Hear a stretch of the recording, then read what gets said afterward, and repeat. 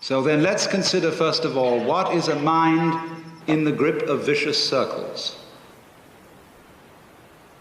Well, one of the most obvious instances that we all know is the phenomenon of worry. The doctor tells you that you have to have an operation. And that has been set up so that automatically everybody worries about it. But since worrying takes away your appetite and your sleep, it's not good for you.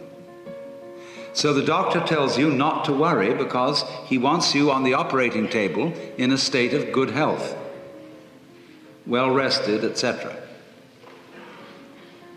But you can't stop worrying, and therefore you get additionally worried that you are worrying, and therefore will not be in the right shape to be on the operating table. And then, furthermore, because that is quite absurd, and you are mad at yourself because you do it, you are worried because you worry because you worry. That is a vicious circle. So now, can you allow your mind to be quiet? Isn't it difficult? Because the mind seems to be like a monkey, jumping up and down and jabbering all the time. Once you've learned to think, you can't stop. And an enormous number of people devote their lives to keeping their minds busy and feel extremely uncomfortable with silence. When you're alone, nobody's saying anything, there's nothing to do. There's this worry, this lack of distraction. I'm left alone with myself, and I want to get away from myself. I'm always wanting to get away from myself. That's why I go to the movies, that's why I read mystery stories, that's why I go after to girls or anything that you do, or get drunk or whatever. I don't want to be with myself. I feel queer. So, well, why do you want to run away from yourself? What's so bad about it? Why do you want to forget this? Why do you want to become absorbed? Because you are addicted to thoughts.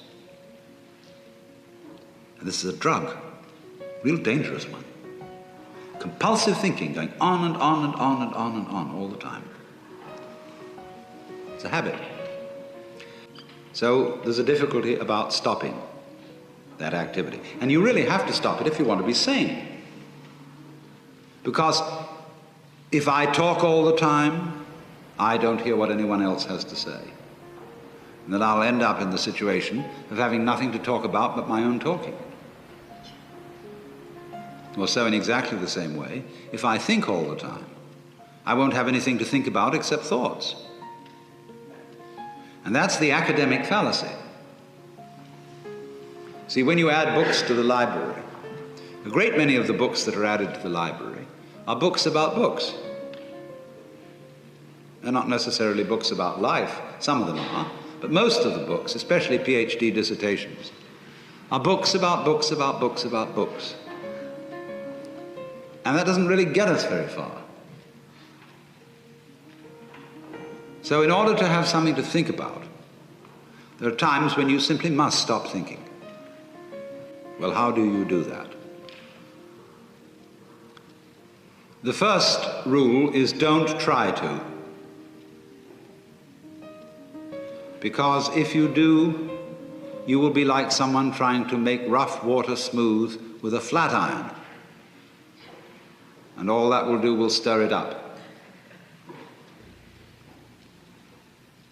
So in the same way as a muddy, turbulent pool quiets itself when left alone, you have to know how to leave your mind alone. It will quiet itself.